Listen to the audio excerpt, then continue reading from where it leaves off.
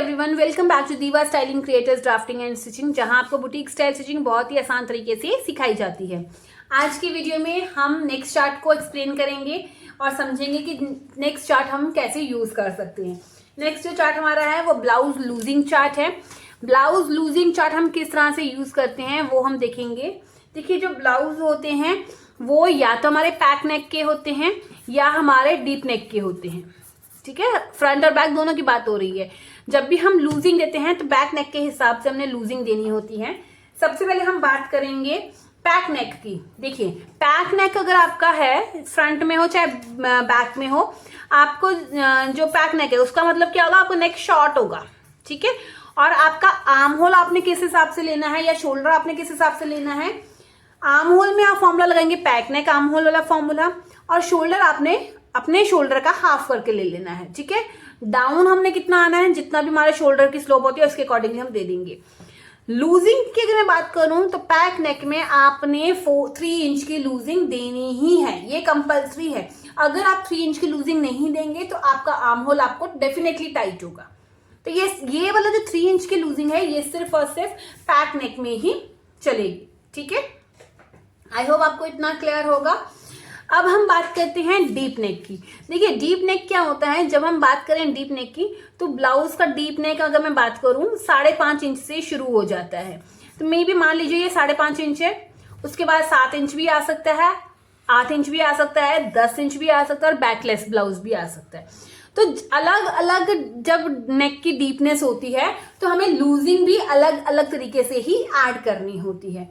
तो हम इसमें लूजिंग कैसे ऐड करते हैं वो समझिए। हमारा जो बैक साइड का ब्लाउज होता है, इस तरह से मैं इसका पैटर्न अगर बनाऊं, ये हमारा बैक साइड का ब्लाउज आ गया, का पैटर्न आ गया।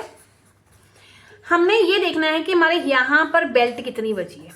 जैसे देखिए, ये जो मैंने शॉर्ट सा नेक बना दिया तो हमारे पीछे इतना कपड़ा बचा है। कई बार क्या होता है, नेक इतना डीप होता है, ऐसे इतना डीप होता है नेक हमारा, सिर्फ नीचे इतना सा ही कपड़ा होता है। तो ये जो इतना सा पीछे बच रहा है इसे ही हम कहते हैं बेल्ट। अब हमने जब बैक साइड में लूजिंग देनी है वो बेल्ट के हिसाब से देनी होती है।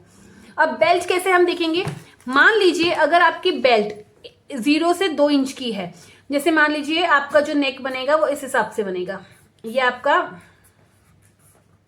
आ गया, और इस तरह से आपका इतना डीप है, और यहाँ पर जो ये जो बेल्ट बनी है सिर्फ थोड़ा सा ही कपड़ा है। तो ये बेल्ट अगर आपकी 0 से लेके 2 इंच तक की है, रेडी बेल्ट की मैं बात कर रही हूँ, मार्जिन इसमें इंक्लूड नहीं है। ठीक है, तो आपने फॉर्मूला लगाना है chest divided by 4 minus half inch. मतलब जितनी भी आपकी चेस्ट होगी उसको डिवाइड कीजिए और उसमें से हाफ इंच माइनस कर दीजिए। हाफ इंच माइनस क्यों किया जाता है, क्योंकि जब नेक डीप होता है तो हमारा गला बहुत फैलता है, तो वो कपड़ा इधर को खिसकेगा, और इधर अगर खिसकेगा और अगर हमने ऑलरेडी ज्यादा लूजिंग दी होगी तो हमारे कंधे गिरने की प्रॉब्लम आएगी। बट अगर हम लूजिंग ही कम कर दें तो हमारे को ये यहाँ से फिट हो जाएगा और हमारे कंधे नहीं गिरेंगे। ठीक है, तो हमें ये फॉर्मूला लगाना है। बट अगर हमारा जो नेक है वो इस टाइप से आ जाए, इस तरह से हमारा नेक का पैटर्न बन जाए कुछ, और हमारा अब जो नेक है वो ज्यादा डीप ना होके थोड़ा हो, यानी कि ये जो बेल्ट है वो 2.25 से लेके 4-4.5 इंच तक की है, तो हमने डायरेक्टली डिवाइड करना है चेस्ट डिवाइडेड बाय 4 का फॉर्मूला। आपकी अगर चेस्ट 40 है तो 4 से डिवाइड कीजिए, 10 इंच आया, तो यहाँ पे आपने जो मार्किंग करनी है वो 10 इंच की मार्किंग करनी है। आई होप आपको क्लियर होगा। जैसे ही हमारा बेल्ट जो है वो 5 से लेके 6.75 की है, मतलब ये नेक और ऊपर आ जाता है। देखिए, जैसे जैसे ऊपर आता जा रहा है तो गला छोटा होता जा रहा है। जैसे ही नेक छोटा होगा तो वो कम फैलेगा, तो हमें यहाँ पे लूजिंग ज्यादा देनी पड़ेगी। आप लॉजिक को समझिए कि हम ऐसा क्यों करते हैं। ठीक है, जितना ज्यादा डीप नेक होता है उतना ही वो ज्यादा फैलता है, ज्यादा फैलेगा तो हमें लूजिंग कम करनी पड़ती है।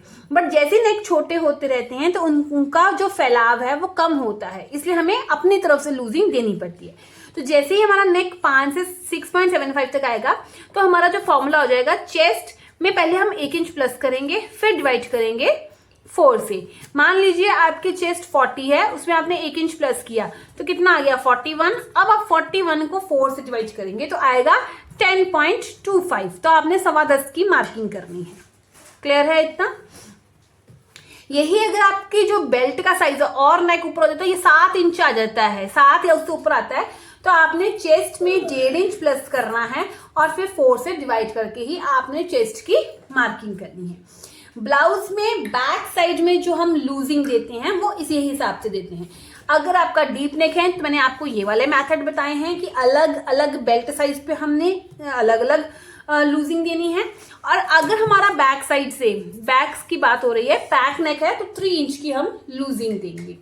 इतना क्लियर है। बट अगर मैं बात करूं फ्रंट साइड की, तो फ्रंट में अगर हमारा नेक पैक है तो 3 इंच की लूजिंग, और अगर हमारा नेक डीप है तो 2 इंच की लूजिंग हम ऐड करेंगे। ये फ्रंट साइड में। फ्रंट में कोई भी एक्स्ट्रा मार्जिन नहीं है, कोई भी एक्स्ट्रा हमने फॉर्मूला नहीं लेना है। सिर्फ ये ध्यान रखना है, पैक नेक है तो 3 इंच की लूजिंग, डीप नेक है तो 2 इंच की। बट बैक साइड में लूजिंग डीप नेक में चेंज होती है, वो हमने इस चार्ट के अकॉर्डिंगली लूजिंग देनी होगी। ठीक है, तो इस हिसाब से आप अपनी लूजिंग दीजिए, अपना ब्लाउज को कट कीजिए, कभी भी कोई भी फिटिंग की प्रॉब्लम नहीं आएगी अगर आपने प्रॉपर तरीके से डार्ट ली है और लूजिंग ली हुई है, ना ही कभी कंधे गिरने की प्रॉब्लम आएगी। तो आई होप आपको आज की वीडियो पसंद आई होगी और अब आप इस चार्ट को यूज कीजिए, अपने ब्लाउज को फिटिंग दे दिए, देखिए आपका ब्लाउज कितना ही परफेक्ट बनेगा। तो आई होप आपको आज की वीडियो पसंद आई होगी। वीडियो पसंद आई हो तो लाइक शेयर और चैनल को सब्सक्राइब करना बिल्कुल भी मत भूलिएगा। अब हम मिलते हैं नेक्स्ट वीडियो में। Till then bye bye, take care.